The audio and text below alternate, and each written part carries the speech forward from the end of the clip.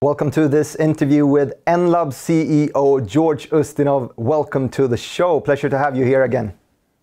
Hi, thank you for hosting me. Now let's dive into the numbers. You released the numbers for the third quarter just earlier this morning.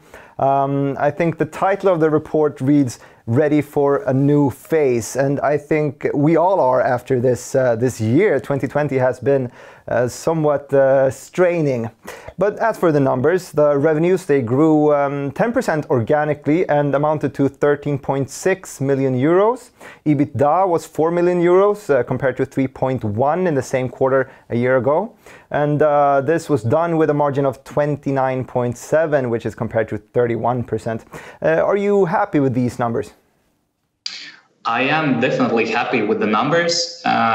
Besides the 10% organic growth, we grew altogether 35% if we take into account our newly made acquisition. And this quarter was significant, besides the numbers, also with two big milestones. Yeah, one is the technology migration, and second is the acquisition of Global Gaming. So if we look at these numbers and compare them to the financial targets of 2021, where would you say we are? Are we on schedule? We are definitely on schedule. The run rate results are not there yet. But I'm sure with the next few quarters it will become evident that we can reach these targets. Okay, you mentioned migration here, the technology migration.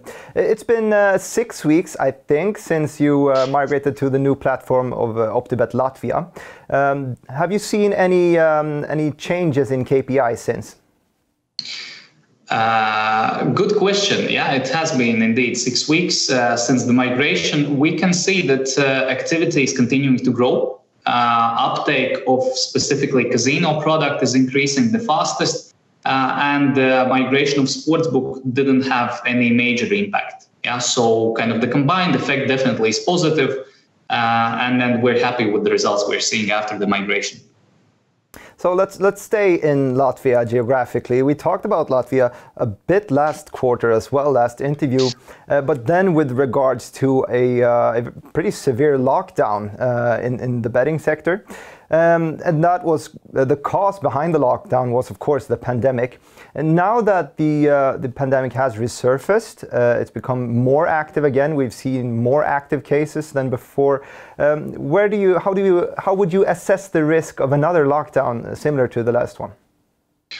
This is a very topical question, and I would say that if a new lockdown comes, it will be a different type of lockdown. If we all look back into March, we didn't know much about COVID. The panic was much higher, whereas the kind of upcoming lockdown is more about sustaining the disease and trying to kind of wait until the vaccine, which is probably somewhere in the near future. So the panic in society is definitely lower. Panic among politicians is much lower, and we do anticipate that retail operations will be suspended, as many retail businesses, but online should not be affected.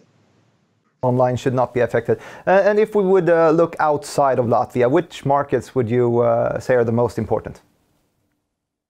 For us, definitely the whole Baltics, Lithuania, Estonia, and then the two neighboring countries which announced regulation of online gambling, that's Ukraine and Belarus. And then, of course, we never forget about Sweden. Yeah, don't forget about Sweden. But let's talk about Belarus and Ukraine. How's it going there? With the Ukraine, we have kind of set up the legal structure to apply for an online license. License granting process hasn't started yet, but we have put ourselves in a position to apply fast and get the license and launch the operations in basically when it's practically possible. And Belarus we will take after Ukraine. We will not do two projects in parallel. So first Ukraine, then Belarus. As for Belarus, there are 3 online licenses, so still very open market. But the political environment is currently still, fairly unstable following the August elections and the kind of protests which are still ongoing there. So we prioritize Belarus after Ukraine. And market size-wise, it's also much smarter to put Ukraine ahead. Now let's move back to the topic that we should not forget. Let's not forget about Sweden. And in Sweden, I feel like the most important topic is the acquisition of Global Gaming. What would you say is the strategy for maximizing profits from this? There are many ways, really, how we can maximize profits. Yeah, one is obviously take Ninja Casino brand to as many new markets as possible, being all the Baltics, being Sweden, being again Ukraine and Belarus. Then it's a lot of internal synergies. Yeah, we are in essence doing exactly the same business in Enlabs and Global Gaming. Yeah, so we can optimize processes, optimize costs, benefit from the scale of the joint business. And third is the technology. Enlabs has own tech. Global Gaming uses outsourced back office solutions, back end solutions. So there are probably these three dimensions in which we will see benefits within the joint group. And what can you tell me about? I know that you've been expanding in Peru and in Chile and in South America there. What have you learned from these regions? We have definitely learned that these regions are far away from us. There's different mentality. We are kind of basically the energy we are devoting to this region is very small. Yeah, we realize that there is much bigger opportunity around us. And I would say that this small venture we are doing in Peru and Chile, this is currently a small gamble. And we will see kind of how it takes. Yeah, we're still searching for stable sales channels, and then the operations are very small there. So what's the main strategy? How far along in the strategy in South America are you?